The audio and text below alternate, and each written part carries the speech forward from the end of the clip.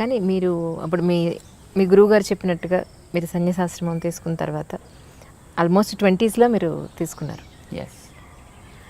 మీ friends అంటే అప్పుడు మీరు చదువుకున్న కాలేజ్ ఫ్రెండ్స్ కానీ వాళ్ళు కానీ తర్వాత ఉద్యోగాలు బిజినెస్ ఏదో చేసి పెళ్లి చేసుకుని తర్వాత వాళ్ళకి పిల్లలు వాళ్ళకంటే ఒక ఫ్యామిలీ ఉన్నప్పుడు లేదా వాళ్ళు మిమ్మల్ని ఎప్పుడో కలిసినప్పుడు మీకు ఎప్పుడు అనిపించలేదా స్వామి నేను పెళ్లి చేసుకుని లేదంటే ఒక ఫ్యామిలీ అలాంటి అవసరం మాకు మొట్టమొదటి జనరల్గా ఎలా ఉంటుందంటే ఈ స్థితిలోకి రావాలి అని అనుకున్నప్పుడు రావడానికి ముందర వాళ్ళు అడుగుతారు, do you like to get married అని అడుగుతారు. If interested they opt for it also. మమ్మల్ని కూడా అడిగారు అలాగా.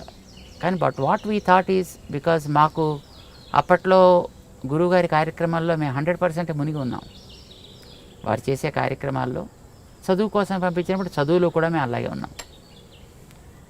అందులో ఉండేటప్పుడు ఈ కార్యక్రమం ఒకటి కొత్తగా తీసుకోవాలి, ఎందుకంటే ఇది వారు ప్లాన్ చేసి పెట్టిన కార్యక్రమాలు కొన్ని ఉన్నాయి, అవి నడవాల్సిన అవసరం ఉంది. వారు మనని ఈ రకంగా తీర్చిదిద్దిన తర్వాత అంటే when he made an instrument, that instrument should work for the person who made it. So మమ్మల్ని ఇలా తయారు చేసిన తర్వాత వారి యొక్క ఆశయం కోసం మనం ఉండాలి, చెయ్యాలి అని ఒక నిర్ణయం ఏర్పడ్డ తర్వాత they asked us, would you like to get this? But I said, when we go for it, there are two problems. One, there may be increasing responsibilities after that, which will block our path. Second, అలా వెళితే అది మళ్ళీ ఇటు రావాలి అని అనుకోండి, it is again a pain to those people who come in that way. Right? Why unnecessary creating why make this and create pain to other people, better not to అని అనిపించింది.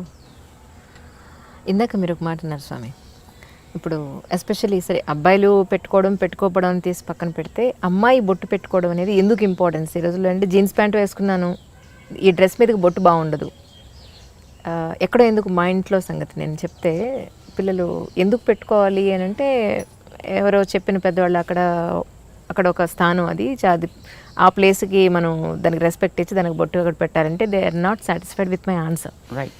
సో మీరు మీ మాటగా ఒక్కసారి బొట్టు అసలు ఎందుకు పెట్టుకోవాలి, నో పెట్టుకోమని ఎందుకు పెట్టుకోవాలి అనేది చెప్పండి చాలు. There are certain reasons. ఇప్పుడు fortunate enough we are, whatever the practices that we have today given by our great sages, each one of them has a relevance. Relevance physical, relevance spiritual, రెండు ఉన్నాయి. Face is the index of the mind, right? దీన్ని అంగీకరిస్తారు కదా. నీ మనస్సులో ఏ భావాలు ఉన్నాయో అది నీ మొహం చెబుతుంది. ఒకవేళ మొహం చెప్పలేకపోతే నువ్వు చెప్పగలిగేటట్లుగా ఉండాలి. అందుకోసం మన వాళ్ళు బొట్టు పెట్టారు. ఎందుకంటే ఇక్కడ చూడగానే నీ ఐడియాలజీ ఏమిటి అనేది నీ మొహం చెప్పేస్తుంది. ఇప్పుడు మేము బొట్టు పెట్టుకున్నాం అనుకోండి, మేము పెట్టుకున్న బొట్టు ఏం చెప్తుంది? చూసిన వెంటనే వెంకటేశ్వర స్వామి నామాల్లా కనపడుతుంది. కామన్ మామూలు మనిషిగా చెప్పాను. అంటే వెంకటేశ్వరుడైనా ఎందుకు నామాలు పెట్టుకుంటాడు అట్లాగా, అది కూడా తెలియాలి కదా. దానికనే రీజన్ కావాలి కదా. ఏమిటి మనం కోరుకుంటున్నామో అది మన మొహం చెప్పాలి. అదే కదా ఇండెక్స్ అంటే, అదే కదా. ఏది మీకు లోపల కంటెంట్ ఉంటుందో that is what the index talks about. So నీ మనస్సులో ఉండే కోరిక ఏంటి? సుఖంగా బతకాలి, శాంతంగా బతకాలి, అందరికీ ఆనందం కలిగించేట్టు బతకాలి, ఉన్న స్థాయి కంటే ఉన్నత స్థాయికి వెళ్ళగలిగేట్టుగా బతకాలి. ఎందుకంటే ఇంకేమైనా కోరికలు ఉంటాయా? అవునండి. ఏ ఫీల్డ్ వెళ్ళినా you choose any kind of field, that's okay. But ఇవే కదా మీకు అల్టిమేట్ గోల్స్. నౌ శాంతము, ప్రశాంతము దానికి ఒక రంగు ఉంది. ఆనందము, ప్రేమ దానికి ఒక రంగు ఉంది. ప్రగతి, ప్రోగ్రెషన్ దానికి ఒక పద్ధతి ఉంది చూపించడానికి. ప్రశాంతము లేదా శాంతి తెల్ల రంగులో చూపిస్తాం, ప్రేమ, ఆనందము ఎర్ర రంగులో చూపిస్తాం. ప్రగతి అనేది గ్రాఫ్ వర్టికల్ లైన్లో చూపిస్తాము ఆర్ గోజ్ అప్. అవునండి. బొట్టు అదే మనకి ప్రశాంతత కావాలి, అది పునాది కావాలి. ఓకే. ఈ ప్రశాంతత అనేది నీకు రెండు వైపులా సాగాలి, నిన్ను పైకి తీసుకెళ్ళాలి, చివరి దాకా ఉండాలి. సడన్గా వచ్చి మళ్ళీ పాల పొంగులాగా టక్కమని ఎక్కడో పోకూడదు. ప్రశాంతత పైదాకా తీసుకెళ్ళాలి. ఈ ప్రశాంతత అనేది ఆనందాన్ని ఇచ్చేట్టుగా ఉండాలి కనుక ఆనందం అనే దాన్ని మధ్యలో మనం చూపిస్తాం. ఈ ఆనందం అనేది ఒకటే గోల్. దానికి ప్రశాంతత is a protection and it is the foundation, it is the protection, but this is the goal. ఇది మనకి బొట్టులో చూపిస్తాం అన్నమాట. ఆ రంగుకి కూడా ఒక రెలవెన్స్ ఉంది, ఆ లైన్కి కూడా ఒక రెలవెన్స్ ఉంది మనకి. ఇక్కడ ఎందుకు పెడతాం? ఇక్కడో పెట్టుకోవచ్చు కదా, స్పేస్ హాయిగా ఉంది కదా. ఇక్కడ కూడా ఉందనుకోండి స్పేస్, బట్ ఇక్కడ ఎందుకు పెట్టాం ఇక్కడ ఎందుకు పెడతాం? మన భావన అనేది జ్ఞానానికి సంబంధించిన అంశం. జ్ఞానం అనేది తెలుసుకోవడానికి పనికొచ్చేది. తెలుసుకోవడానికి పనికొచ్చే ఇంద్రియం మన దేహంలో కన్ను. కన్ను భౌతిక రూపాలు చూస్తుంది, జ్ఞానం ఆంతర రూపాలను చూపిస్తుంది. సో జ్ఞానానికి కన్ను గుర్తయితే ఈ కంటి మధ్య భాగం మన జ్ఞాన ప్రకాశానికి ఆధారము. So start something from here and take it towards your goal. It should be upward always, but protected by peace and sattvik. గుర్తుది, ఇది ఒక గుర్తు. ఇది ఇక్కడ పెట్టడానికి కారణం యూజువల్గా మీకు ఇందాక ఒక కారణం చెప్పాడు, రెండో కారణం చెప్తున్నాను. చెప్పండి సార్. మొట్టమొదటిది ఒకటిదే, ఒక భావం ఉంది దాంట్లో. ఊరికే ఏదో సరదాగా పెయింట్ చేసుకోవాలి కనుక కానీ this is not a painting that we're doing, or this is not something a kind of design that we adopted as a fashion, right? there is a meaning, there is a relevance for that. రెండవ కారణం ఏంటంటే ప్రతివాడు ఏం కోరుకుంటాడు చెప్పండి? అసలు ఎవరైనా కామన్గా ఆధ్యాత్మికం అని పక్కన పెట్టేయండి, ఎవరైనా ఏం కోరుకుంటారు? మగవాళ్ళు కానీ ఆడవాళ్ళు కానీ అందంగా ఉండాలి కోరుకోరా? అందంగా ఉండాలి ఎవరైనా కోరుకుంటారు. అందుకే కదా మాటికి అద్దం చూస్తాడు, జుట్టు దువ్వుతాడు, ఇది నిలబెట్టాలా లేకపోతే ఇటు దువ్వాలా లేకపోతే మొహం మీద బొచ్చు కుక్కలా వేసుకోవాలా. సో ఏదో ఒక రకమైనటువంటి ఒక స్టైల్ అడాప్ట్ చేస్తున్నాడు, లేదో రంగులు వేస్తున్నాడు. ఇవన్నీ దేనికోసం చేస్తున్నాడు? అందంగా ఉండాలి. మరి అందం ఏం కావాలి? ప్రిజర్వ్ కావాలా లేదా తాత్కాలిక కనిపించిపోవాలా? ప్రిజర్వ్ కావాలని ప్రతివాడు కోరుకుంటాడు, ఉండదు. కానీ వందలు వేలు లక్షలు ఖర్చు పెడతారు అది ప్రిజర్వ్ కావాలని. ప్రిజర్వ్ కావడానికి ఒక బ్యూటిఫుల్ సొల్యూషన్ మన వాళ్ళు ఇచ్చారు. బాడీలో ఉండే మిగతా పార్ట్స్ కంటే మొహం చాలా ఎక్కువ అందమైనది, దాన్ని బట్టి కదా మిగతా అన్నింటిని రికగ్నైజ్ చేసేది. సో ముఖం యొక్క అందం బాగుండాలి. పాడు చేసే ఫ్యాక్టర్స్ ఏమున్నాయి? వెదర్, కడిగేసుకుంటే పోతుంది,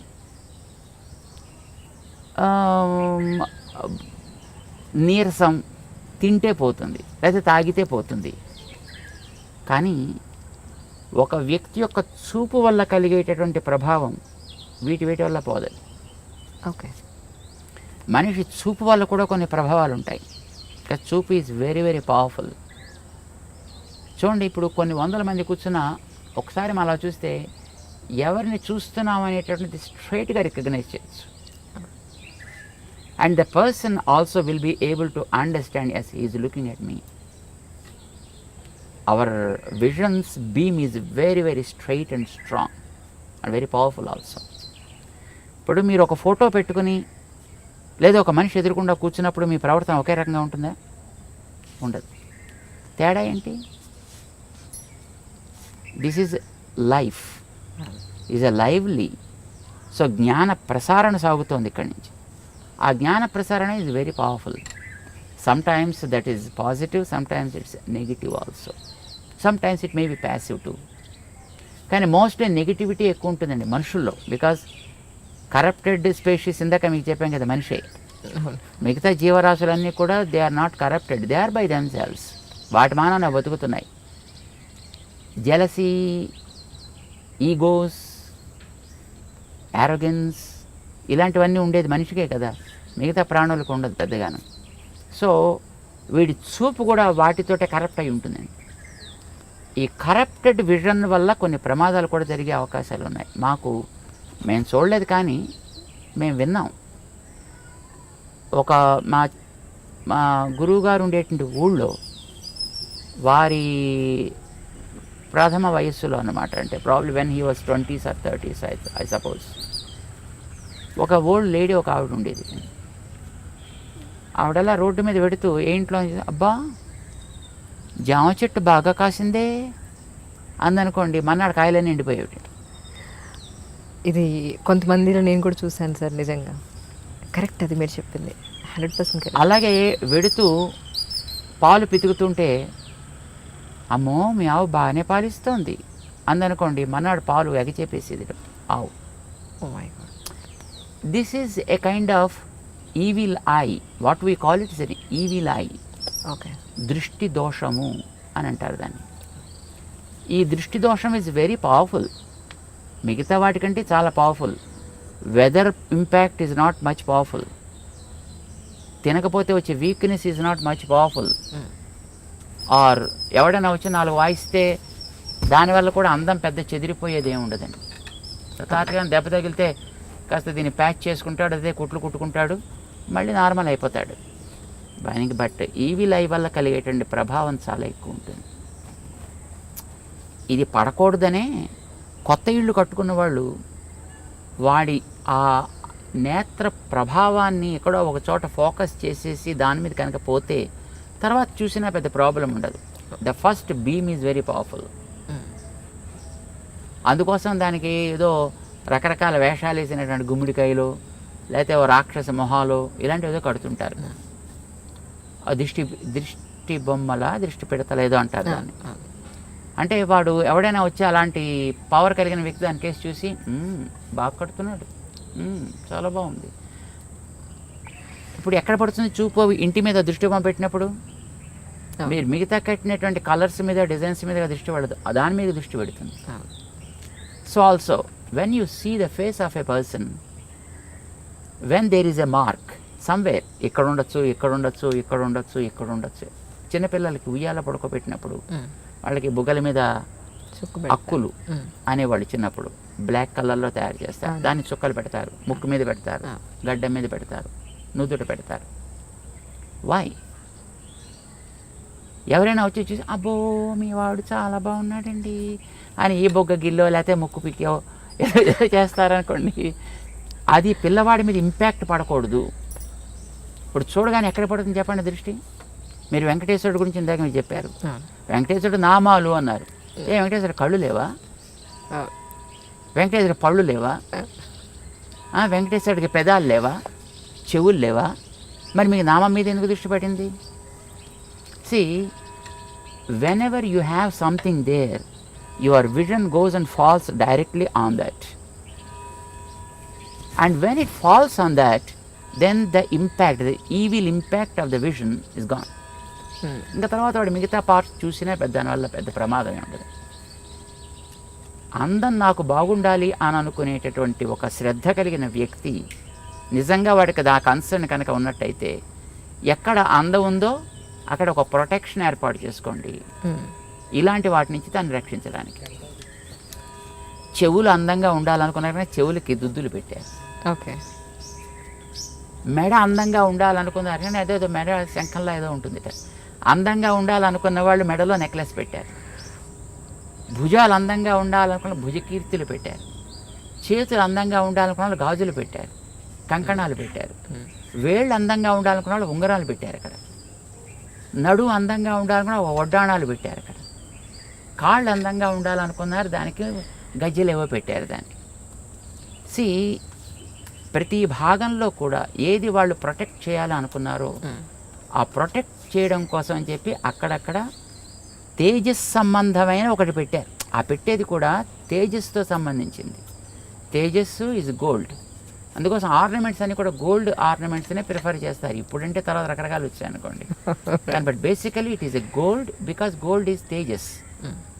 బంగారం మామూలుగా మట్టి సంబంధమైనది కాదు, అది తేజస్ తత్వానికి సంబంధించింది.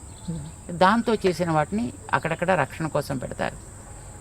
బొట్టు పెట్టేటప్పుడు కూడా ఇది పసుపుతో తయారు చేసి పెట్టాలనేది నియమం. ఇప్పుడు స్టిక్కర్లు వచ్చాయనుకోండి, దురదృష్టం కొద్దిని, ఇది ప్లాస్టిక్ ముక్కలు, పసుపుతో తయారు చేసింది కావాలి. బికాజ్ పసుపు ఆల్సో బంగారపు ప్రభావం కలిగినటువంటి ఒక ద్రవ్యం. అది యాంటీబ్యాక్టీరియల్ కదా. అవునండి. సో పసుపుని నిమ్మరసంతో కలుపుతారు, అది రెడ్ కలర్లోకి మారుతుంది. దాన్ని చక్కగా తయారు చేసుకుంటారు, దాంతో పెడతారు. లేదా బియ్యాన్ని మార్చి ఆమదాన్ని లోపల రాసి దాన్ని కాల్చి దాంట్లోంచి పొగ తీస్తారు. ఆ రాగి పళ్ళెం మీద, రాగి పళ్ళెం దాన్ని బోర్లించి పెడతారు. అది లోపలంతా కూడా మొత్తం ఆ స్మోక్ ఏర్పడుతుంది, పొగ. అది బ్లాక్ కలర్లోకి వస్తుంది. దాన్ని గీకి దాన్ని కాటుక కింద తయారు చేసి కళ్ళకి పెట్టే కాటుకు కానీ పెట్టే బొట్టు కానీ అలాంటి దాంతో తయారు చేసేవారు. సో తయారు చేసే ద్రవ్యానికి ఒక రెలవెన్స్ ఉంది, తయారు చేసే ప్రాసెస్లో ఒక రెలవెన్స్ ఉంది, అది పెట్టేటువంటి పార్ట్కి ఒక రెలవెన్స్ ఉంది. But the ultimate goal is to preserve the beauty of that specific part.